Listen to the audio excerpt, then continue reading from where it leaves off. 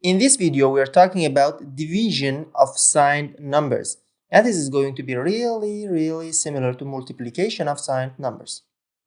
We have the same chart here that we had in our multiplication of signed numbers video, except that instead of multiplication, we have division here. And what this tells us is that if we divide a positive number by a positive number, we're going to get a positive answer. If we divide a negative number by a negative number, we're going to get a positive answer. On the other hand, we divide a negative number by a positive number or a positive number by a negative number, we're going to get a negative answer. In other words, if our signs are the same, we're going to get a positive answer. If your signs are different, we're going to get a negative answer. But keep in mind that this logic only works when we have just two numbers involved. So we will talk about more than two numbers in a second, but let's go ahead and apply these to some of the examples we have here. So we have 6 divided by 3. This is a positive 6 and a positive 3. Both of our numbers are positive. If you look at our chart here, we have a positive and a positive, which is going to give us a positive result.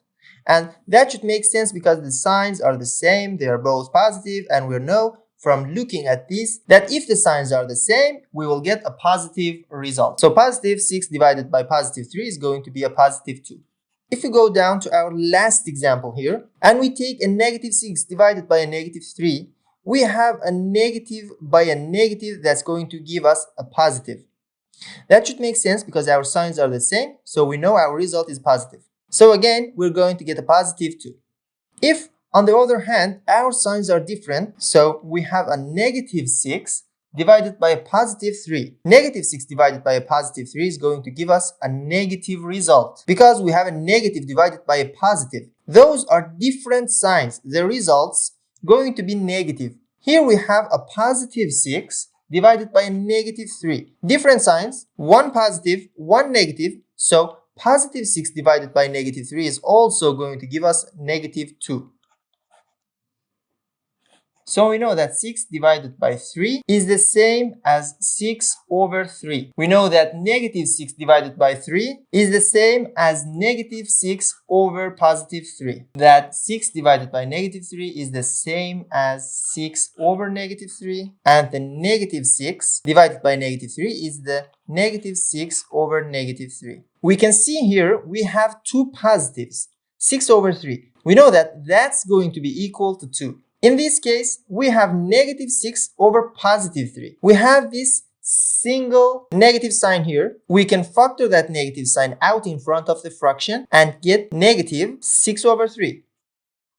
And now this 6 over 3 looks like just like this did here. We know this is going to be equal to 2, but we have to apply our negative sign here. So this is going to be negative 2.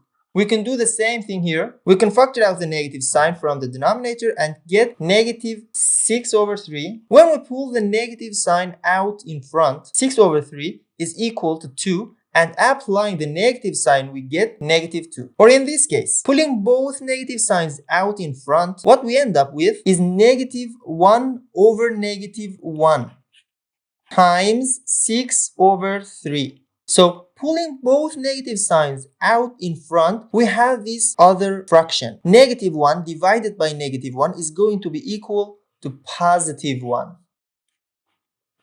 Because we have two negative signs, they will cancel with each other to become a positive. And so we have 1 times 6 over 3 is just 6 over 3. So this same and different sign system works great if we have just two numbers involved. We're dividing one number by another number. But what if we have a negative 2 times negative 3 over 6? Here we have three numbers involved, negative 2, negative 3, and a positive 6. In this case, we have different signs involved. We have a negative and a positive. So those are different signs. And so maybe we would look at this and say, oh, they're different signs, so the result going to be a negative. But in fact, that's not true. This same and different sign logic doesn't apply when we have more than two numbers involved. We have to sort of upgrade our understanding and say instead that an even number of negative signs will always give us a positive sign, and an odd number of negative signs will always give us a negative result. And this even odd logic works all the time for all the divisions, even if we have only two numbers involved. So let's just apply that on this example with three values. When we take negative 2 times negative 3, we know from multiplication of signed numbers that we are going to get a positive 6.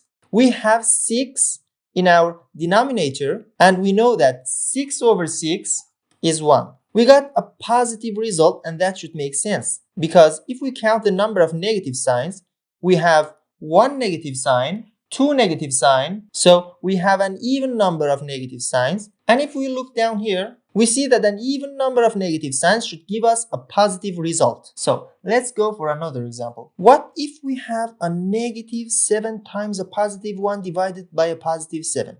In this case, we have one negative sign here, and that's it. That's an odd number of negative signs, so our result should be negative. And if we do the arithmetic here, we see we got a negative 7 times positive 1 is going to be a negative 7, and a negative 7 over a 7 is a negative 1. So we got a negative result. So when it comes to dealing with division of signed numbers, just remember an even number of negative signs will give you a positive result, and odd number of negative signs will give you a negative result.